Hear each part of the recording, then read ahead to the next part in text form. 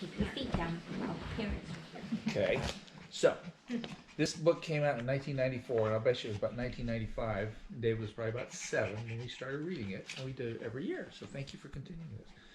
And I love this story. All right, next, okay. Once upon a time, in the Sunny Valley, there lived a little lamb named Joshua. He was white with black spots, black feet, and some apple juice. okay.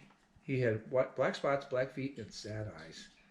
Josh felt sad when he saw the other lambs with snow white wool and no spots.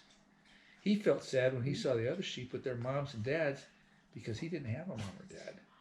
But he felt saddest when he saw the other lambs running and jumping because he couldn't. Josh had been born with one leg that just didn't work right. He was crippled. He always limped when he walked. That's Josh there. See his spots? That's why he always watched while the other lambs ran and played. Josh felt sad and alone, except when Abigail was around. Abigail was Josh's best friend. He didn't look like a friend for Lamb because she was an old cow. She was brown with white blotches that looked like rain puddles on a path. Her belly was as round as a barrel, and her voice was always kind and friendly. Some of Josh's favorite hours... That's a girl. That's Abigail there, and that's Josh. And some of Josh's favorite hours were spent with Abigail. They loved to pretend they were on adventures in distant lands. Josh liked to listen to Abigail tell stories about the stars. They would spend hours on the hill looking into the valley. They were good friends, but even with friends like Abigail, Josh still got sad.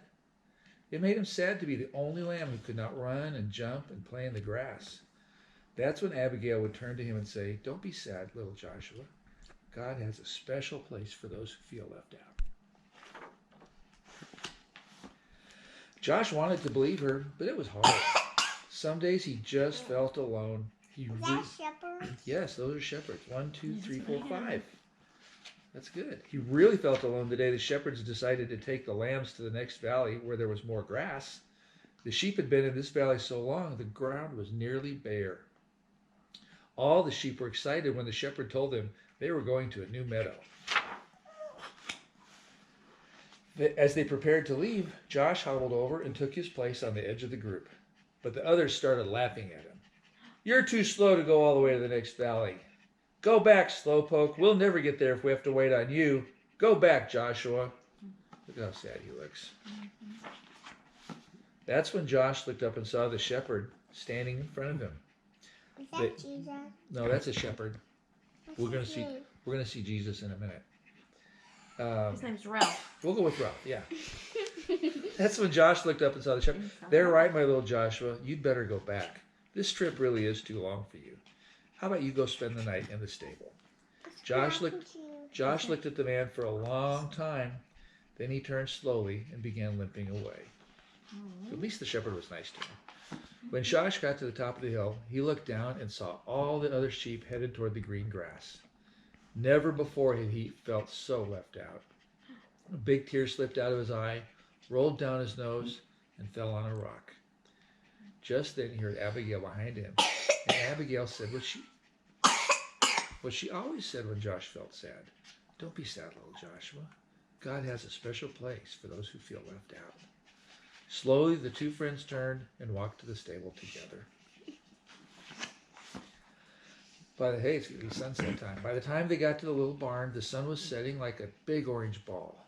Josh and Abigail went inside and began to eat some hay out of the feed box. They were very hungry and the hay tasted good. For a little while, not yet, but almost. For a little while, you know the story. Joshua forgot that he'd been left behind. "Go to sleep, little friend," Abigail said after they finished eating. "You've had a hard day." Josh was tired, so he lay down in the corner on some straw and closed his eyes. He felt Abigail lie down beside him, and he was glad to have her as a friend. Soon Josh was asleep. First he slept soundly, curled up against Abigail's back. In his sleep he dreamed. He dreamed of running and jumping just like the other sheep. He dreamed of long walks with Abigail through the valley. He dreamed of being in a place where he never felt left out. Suddenly, strange noises woke him up. What do you think those strange noises are? I bet you we know. Jesus. Abigail, he whispered, wake up, I'm scared. Abigail lifted That's Jesus.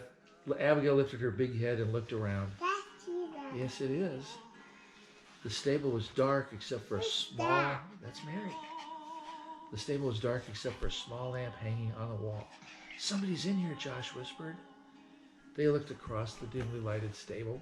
There, lying on a fresh hay in the feed box, was a baby. A young woman was resting on a big pile of hay beside the feed box. Joshua looked at Abigail, thinking his friend could tell him what was going on. But Abigail was just as surprised as Josh. Okay, you're ready to move ahead, aren't you? Josh looked again at the woman and the child, then limped across the stable. He stopped next to the mother and looked at the baby's face. The baby was crying because he was cold. The woman picked up the baby and put him on the hay next to her. Josh looked around the stable for something to keep the baby warm. Usually there were blankets, but not tonight. The shepherds had taken all the blankets on their trip across the valley. Then Josh remembered his own soft, warm wool. Timidly, he walked over and curled up close to the baby. "Thank you, little lamb," the baby's mother said softly. Soon the child stopped crying and went back to sleep. About that time, a man entered the stable carrying some rags. "I'm sorry, Mary," he said. "This is all the cover I could find." "It's okay," she answered. "It's okay. This little lamb has kept the new king warm." A king? Joshua looked at the baby and wondered who he might be.